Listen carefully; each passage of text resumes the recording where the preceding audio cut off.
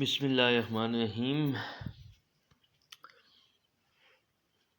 Thanks to guards that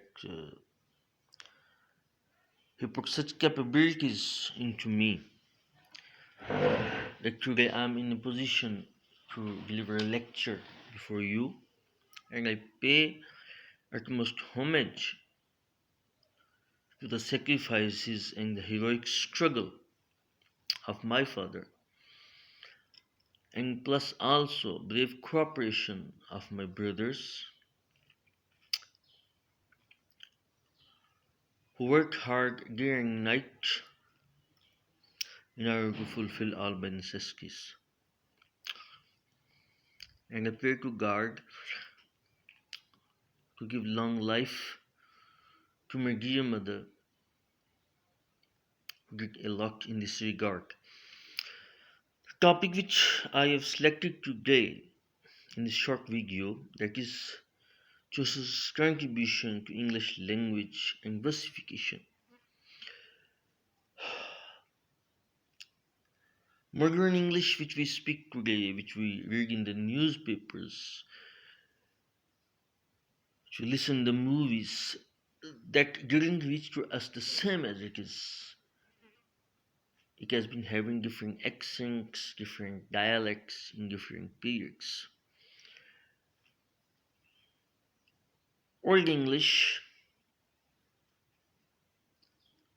starts from 7th to the 11th century,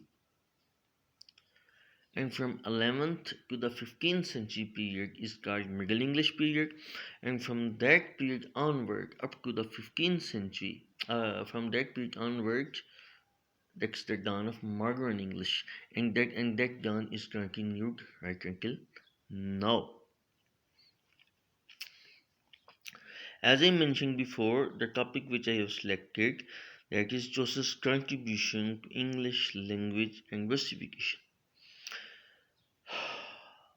When Chaucer was 10 years old, Ranulph Hidgen wrote in his Polychronicon the famous passage in which he spoke of the cryptic spirit of English, of how the boys constructed their Latin into French, and how the French was the language of the nobility and of the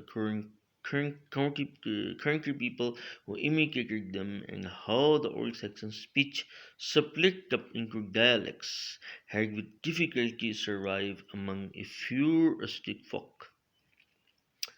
In the year 1385, in which Chaucer wrote Legend of Good Women, John Trevisa, in translating the Polychronon, noted that the change had come about, for John Cornell, a master of grammar, changed the Lower Grammar School and the construction of French into English, and the Richard Penkridge turned the manner of teaching of him and the other men of Penkridge.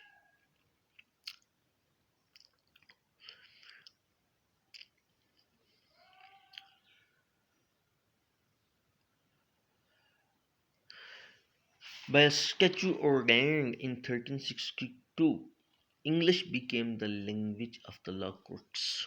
But we should not forget that French was predominant at that time.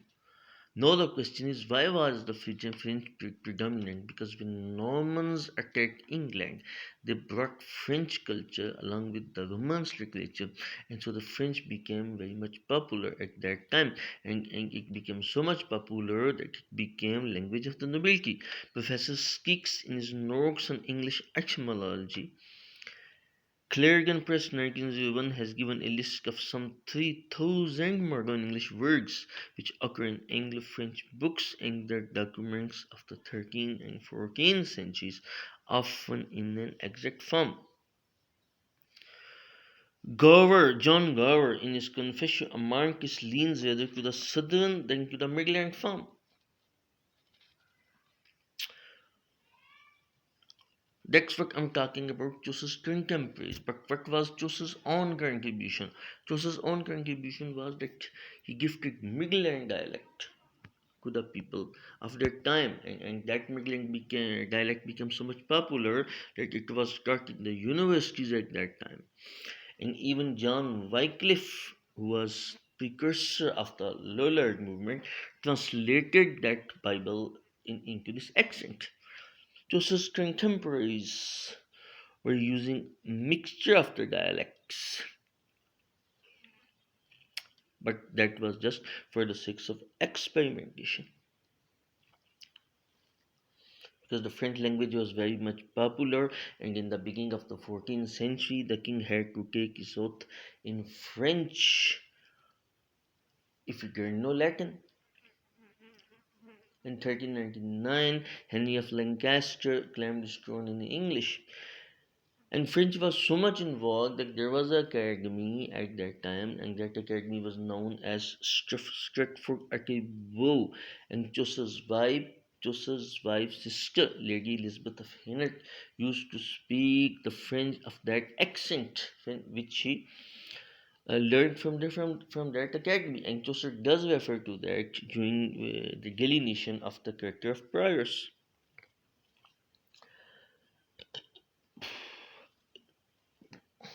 Why did Chaucer adopt the East Midland dialect? Because he was a man who had traveled abroad. He was a man who had read a lot of books. He was a man who had a lot of knowledge. So that's why he contributed a lot towards the popularity of East Midland dialect. Not only he promoted this dialect, not only gifted this dialect to us, but he also gifted the rhyme scheme A B A double B double C, seven lines scanza, and what we call it Chaucerian scanza. And the proof of Chaucer's contribution was that after the death of Chaucer, Scottish Chaucerians and the poets like William Lydgate and William Timber could not carry on the traditional manners of the Chaucer. And I think that's short video, and if you people would like it, you people love it, and you people would support my channel, and that's all for today. Further elaborations of Chaucerian contribution to English language and versification I will discuss in my next video. Thanks very much.